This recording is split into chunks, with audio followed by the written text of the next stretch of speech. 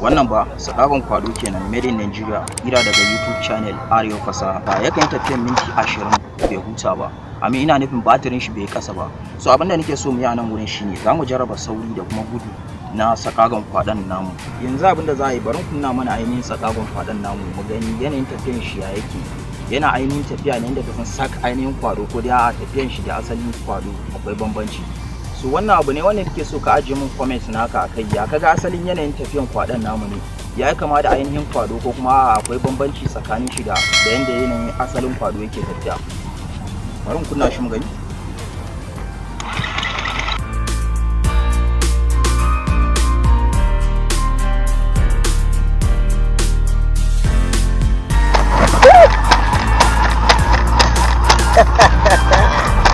Oh my God, yadda.